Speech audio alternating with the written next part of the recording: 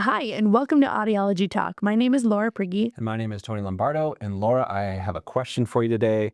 How do I get my Auditech recordings and other recordings that I've used for years with my audiometry protocol? How do I get those to play with the AudioStar Pro or the Pello? Great question, Tony. The first way is you can use the external A and B and plug it into a CD player or to your computer and run it through the external ports.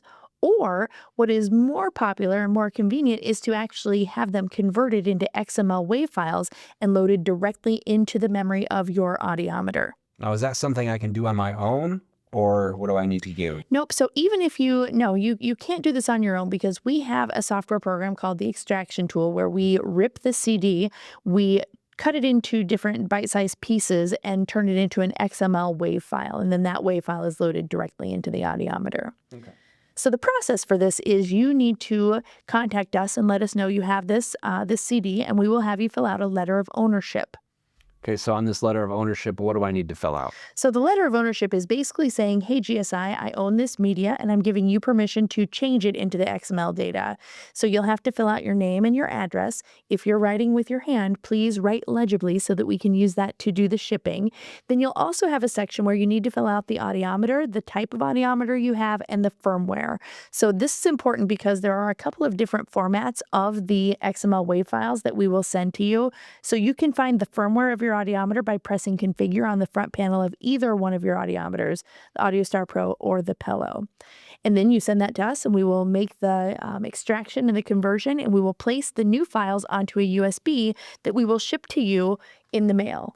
Okay. When you get this USB, it is a pretty simple process. I do want to mention that USBs sometimes are not allowed in IT security situations, but these don't count because they're not going to be on your computer at all. These will not interact with any software or anything on your hospital or your facility's network. So you take the USB that we give you and you place it into the AudioStar Pro or the Pello like that. I don't know if you can see, but it's kind of blinking right now. When it has read the USB, it will turn into a solid line there. And then what's the update process from there? The update process is pretty simple. What you're going to do is you're actually going to, on the front panel of the instrument, select configure.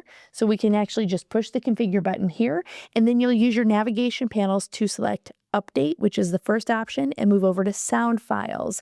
And then you'll press that middle button again to select. You can also do that with a mouse. And then the audiometer will read and extract the data that's on the USB, place it into the internal memory.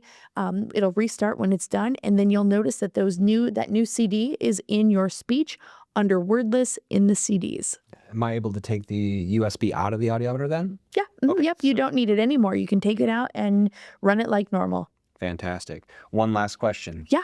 Will that also work for my old reel-to-reel recordings? I don't think that's going to be a possibility for this software, but thanks for asking. Central auditory test, by the way. That comes on a CD. Oh. Perfect.